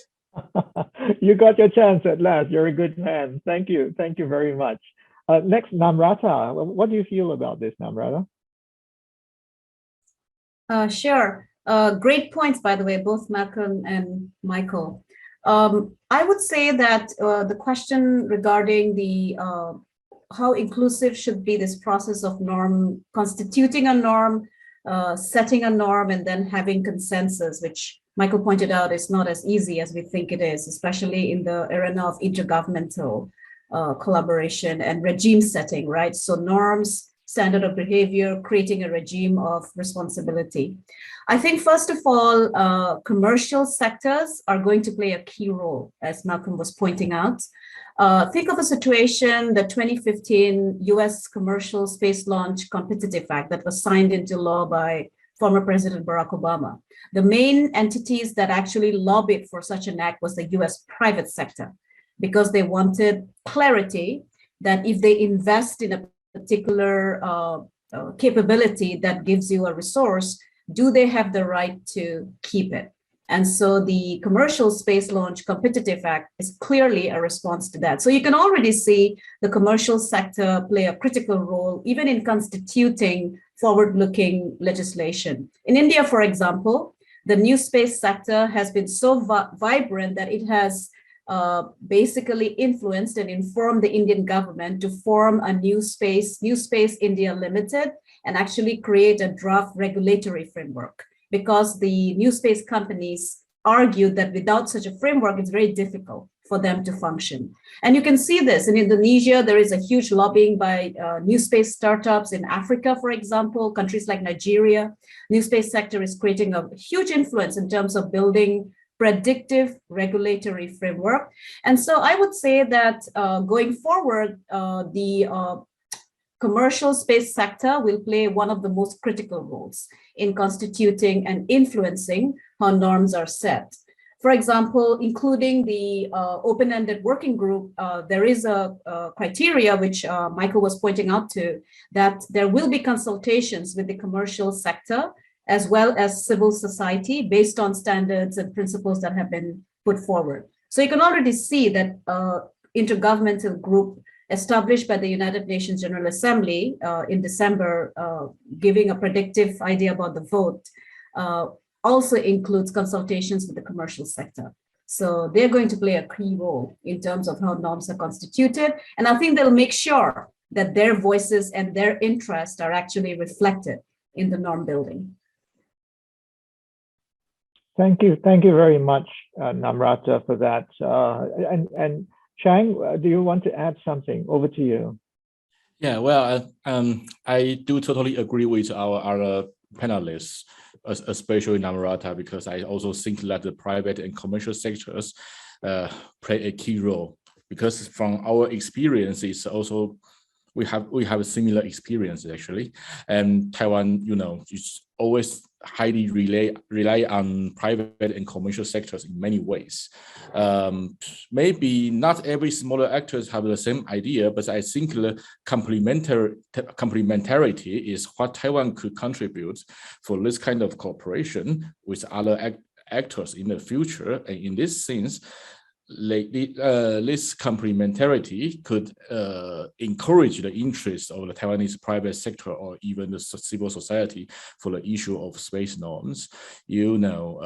Sometimes it seems like a track to approach. And what's the complementarity here? I mean, well, it's from economical way. And I also mentioned before that the countries like Taiwan could participate in international issues such as the OEWG with private sectors is actually also based on similar approach. And I think a pragmatic way for Taiwan is maybe again from economic level, just like some other issues which Taiwan did. Because Taiwan is a high technology island, and what Taiwan does good is not only for semiconductor production, but also being a high technology hub, which could good for offering customized produce, and they are quite flexible for all the customer needs. I know the traditional space agencies, such as NASA or ESA, they normally cooperate with the companies who already have achievement in space areas. But the newcomers of space, especially the innovative company like SpaceX, might be a chance for the Taiwanese companies. Yeah. And although we still need to have some verification like TRL, so-called technological readiness level, but so far as I know, there are already some companies have orders from SpaceX, although we don't know the details since they are all top confidential things. And so in this sense, I think Taiwan can play an ambitious role if the private sector and civil society find that the space could be an important market for them. And therefore, we will more interested in this issue about this guy will more interested in this issue about space norms. And in fact, I will say the civil society and private sector often show their initiative and vitality in many different aspects. I think this phenomenon is not only in Taiwan, but also other countries. That's it. Thank you. Thank you very much, Chang, for contributing that perspective. Well, ladies and gentlemen, unfortunately, time is running quickly away from us, and we're steadily drawing towards a close for our event. So it might actually be timely right now to take pause and have a bit of a reflective moment, if you like, in our discussion. And let me try to pose this question to you in the following way. I mean, these are really exciting times. They're tremendously exciting, when it comes to space right now.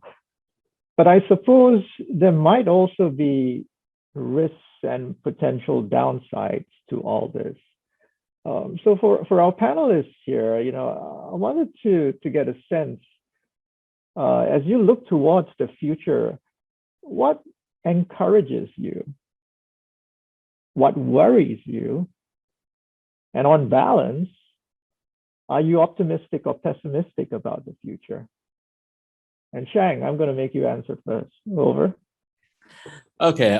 Personally, I prefer to leave the best bet till the last. So let's get the point of my worry at first. From my perspective, the potential risk of further space militarization will be, of course, my biggest concern. Yeah. First of all, just as we discussed before, the modern society highly depends on space, and for the countries with limited space capabilities like Taiwan, I think this will be a serious question because we have no choice, so we have no resilience against this kind of risks threats.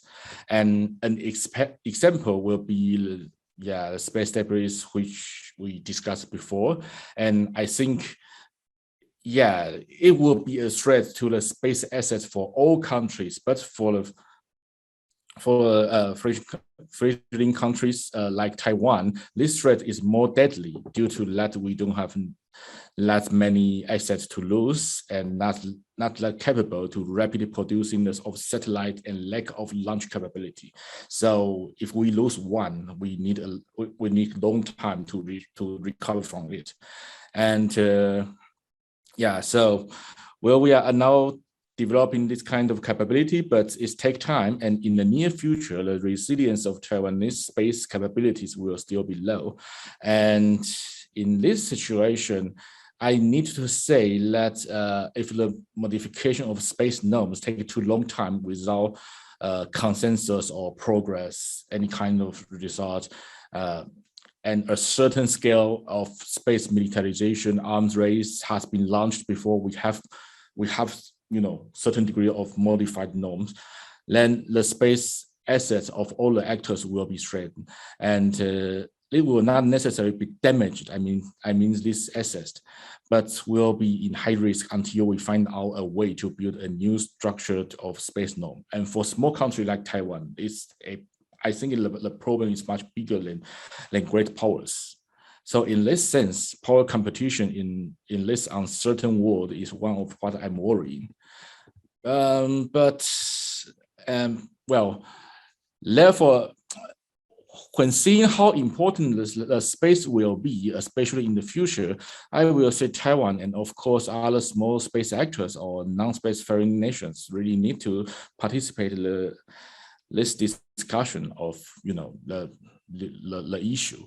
And for Taiwan to help us more participate in the space area to modify our own space law, and more important to increase our resilience norm could make actors under the rule base out there and could enhance the cooperation between the actors. For example, just as I said, the complementarity. And to say workable modified space norms help enhance the cooperation and complementarity, but vice versa.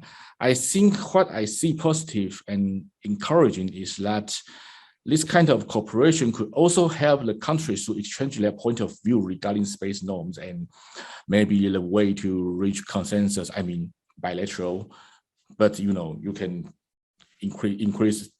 You can have many bilateral relationship and to increase this kind of understanding, and maybe we can push things forward in this way. Or at least some common idea on it. So I think it will help. And this kind of cooperation, for my opinion, is not only for space actors. Many people will.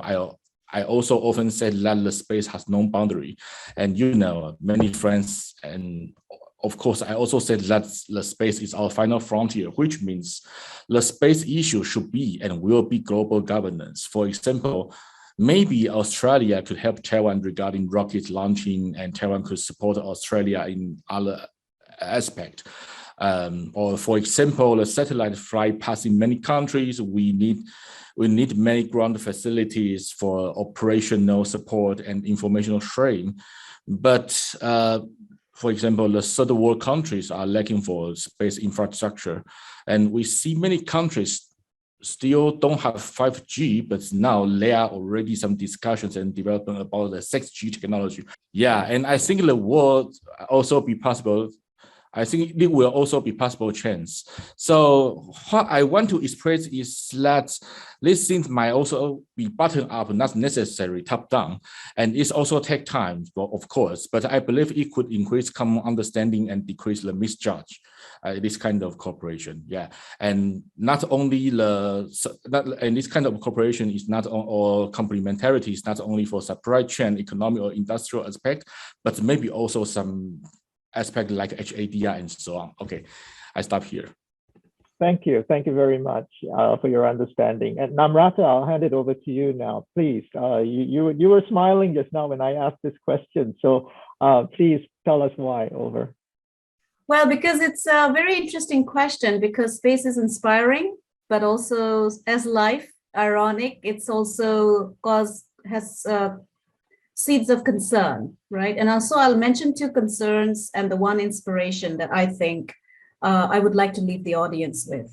I think carrying forward what Malcolm said in the beginning, that by the time we actually constitute the norms and comes to a consensus, space technology goes forward, including there might be several more anti-satellite tests, right? And so I think one of my biggest concern is that because there is a lack of responsibility accordance, or if I may, costs to a particular behavior or deterrence by punishment, for example, the lack of it could result in an environment where we face even more debris in the next 5-6 years, because there might not be a consensus to a limiting or ban on ASAT weapons, right? That's one concern.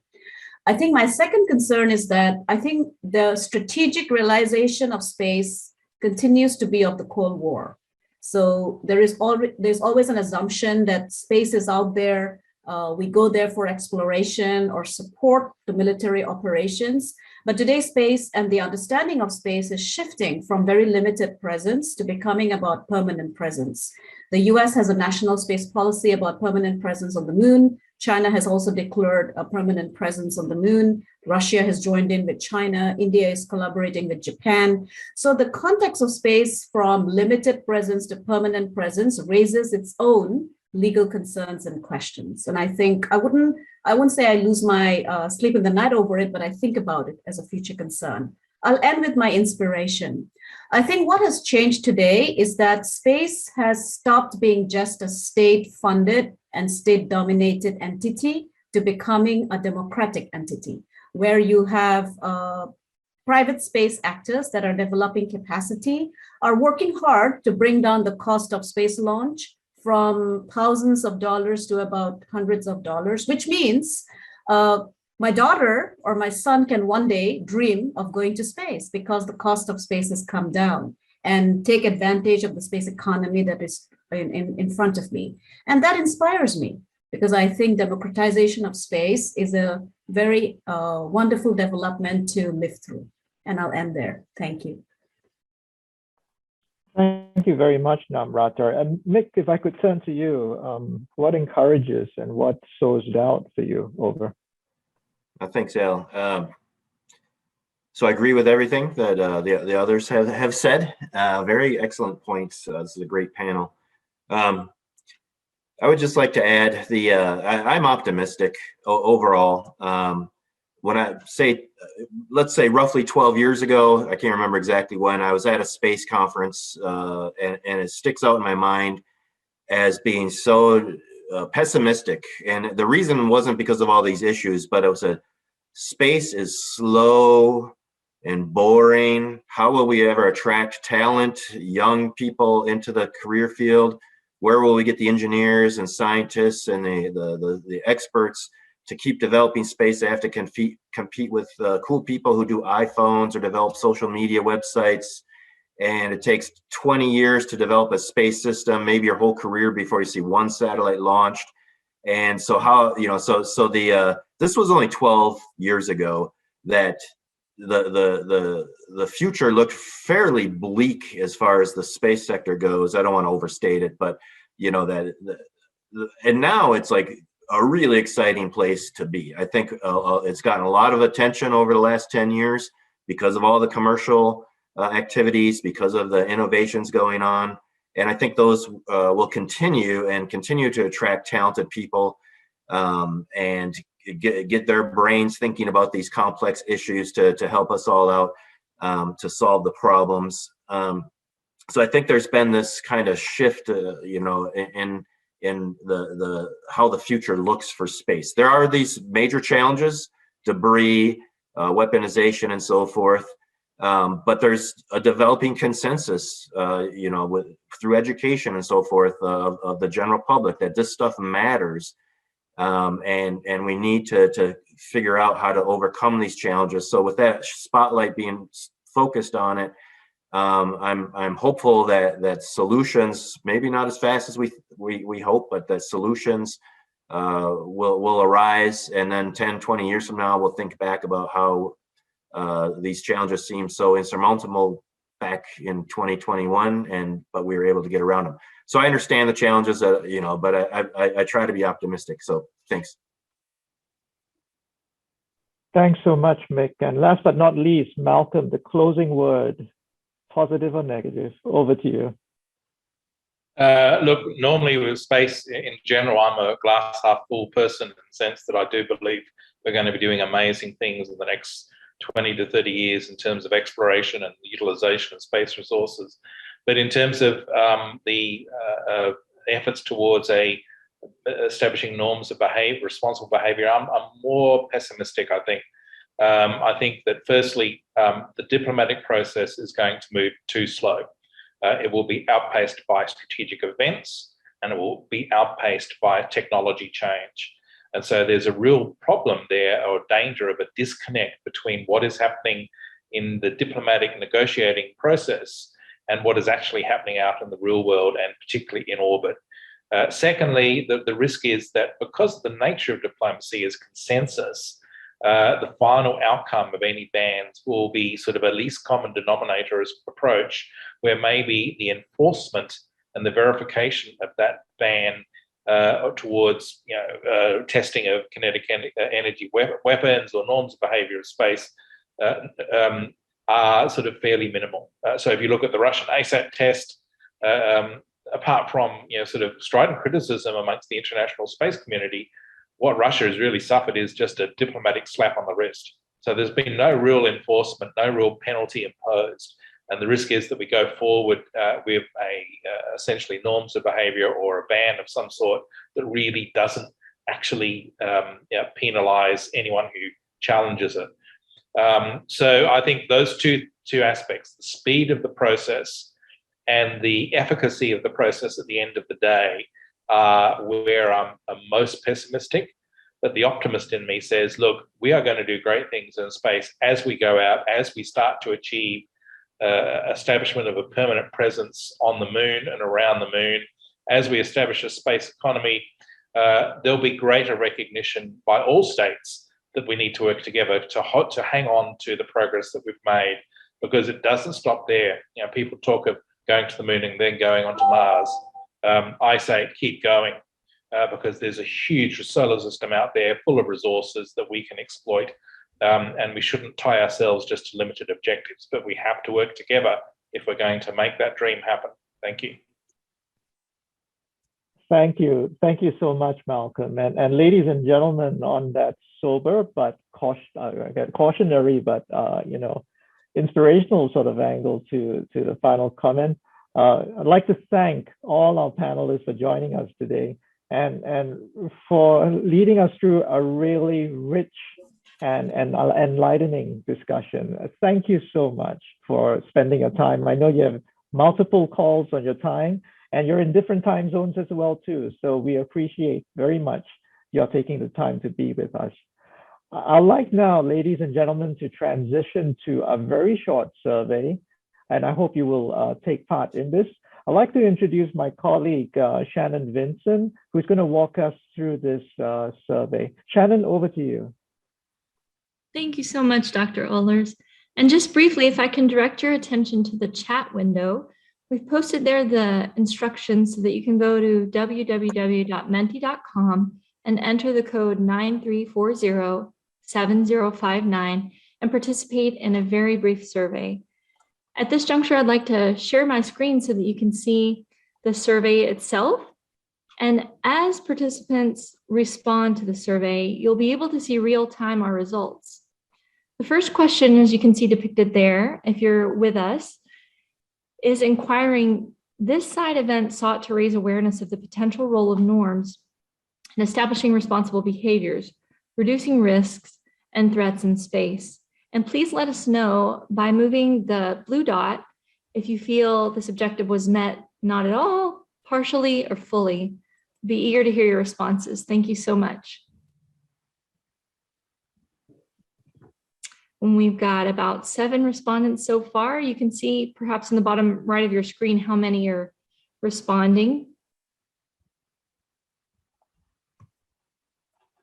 We're up to 10, and this is a brief 3-question survey, and it's at your pace. So if you've answered and you'd like to go to the next question, feel free to do so. So it looks as though the consensus is that the objective was met. Thank you all so much for your responses. And just moving on to the next question to be respectful of the time. It's asking, in your opinion, which norms have the greatest potential to contribute to the continuing safety, stability, security, and sustainability of space? And this is a word cloud response. So we'd love to hear what you have to say. I'm eager to hear your insights, and you can see some of the words that are shown there are responses that we've already received from participants. So thank you so much.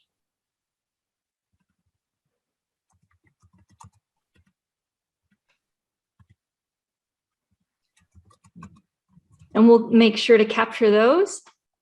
And finally, the last question, we're eager to hear, how likely are you after this presentation and side event to take any follow-up action relating to space norms, the UN General Assembly Resolution 7536, or the forthcoming working group that was highlighted today by our panelists on outer space security?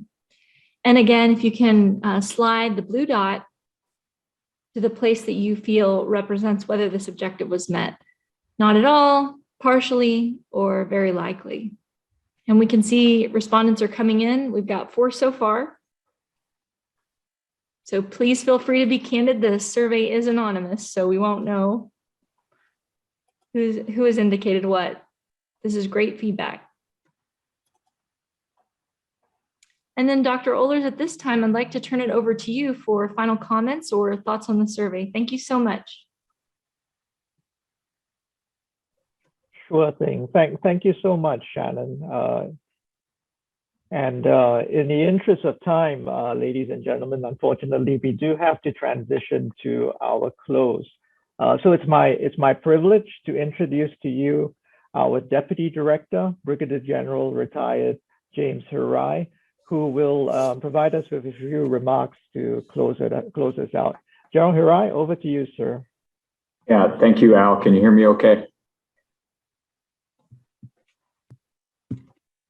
Yes, sir, we can. Okay. Well, let me just say, wow, this discussion was indeed a model of efficiency, Al. We did, in fact, cover a lot of ground and also cover a lot of space. You know, and while this was very efficient, how effective this will be is yet to be seen, and we need to validate that in the weeks, months, and perhaps years ahead as we see norms being developed. And but one thing I can say where we are already successful is the shared knowledge and the networks that have been reinforced or expanded as a result of today's discussion. And you know, we want to recognize the discussions today. What did they do? Well, they added a sense of urgency to this idea of the utility of norms in helping us maintain this safe, secure, stable, and sustainable environment we call space. But it's not just about space, but it is about a free and open Indo-Pacific. And that's why this regional discussion is indeed very pertinent to what's happening in the other domains. And these, of course, support what I think everybody on this discussion today believes in, is that the rules-based international order, while it is at risk by some actors, it's worth pursuing, and continue to be expanded into this particular domain of space. And I want to, jump very quickly, Al, because of the time, but I do want to also acknowledge, as you did, our speaker today, General Morehouse from U.S. Space Command, who laid out what I would agree with him would be a good framework for people to discuss norms. And the principles that our Secretary of Defense put out, the tenets of the way the U.S. will act in space, is indeed a reasonable framework, starting point for norms. And so I would commend that. But I also want to Al, pile on to your commendation to our panelists. I mean, this group of subject matter experts are indeed notable. They're of course knowledgeable, but they inspire because of their spirit of engagement and sharing. And in spite of Malcolm's kind of sobering close, I think generally speaking, all of the panelists have inspired us to be more aware and to take action. So thank you again for all of you. We know that sometimes optimism has to be metered a bit by pragmatism, but nonetheless, thank you very much. And then for all the participants who took the time to participate with this, we thank you for your engagement via the questions and also the survey at the end. Those are always very, very helpful to us to understand better what's important to you. I want to also recognize Japan and Vietnam for co-hosting APSOF 27 and for the Secretariat for their hard work to help make today's event possible. And on behalf of our director, Pete Gumatautau, who helped open this today, I also would like to recognize the APCSS team, not just the interns who were very, very helpful to us, Alex Langley for helping us put together questions, and Al Ohlers, who is just an expert moderator. But I also want to recognize Sherry Lynn Kamahele. Can you turn on your camera, Sherry Lynn? I'm going to embarrass you a little bit. Sherry Lynn has less than a month left on active federal service, and she's been with APCSS for I think over 20 years, and she's going to be retiring, in December. So Sherry Lynn, what a great swan song. I think this is your swan song, and thank you very much and good luck to you. So for all of you, aloha, Sherry Lynn. For all of you, DKI APCSS continues to be delighted to partner on relevant security issues in the Indo-Pacific region, and this has contributed to our mission. And we've encouraged effective and accountable security sector governance in all domains for over 26 years. And we are very happy to be a small part in assisting the furtherance of governance in the space domain. So until we meet again, or as we say here, a hui ho, and hopefully next time in person, we wish you to stay safe, stay healthy, and happy holidays. And as we say here in Hawaii, aloha.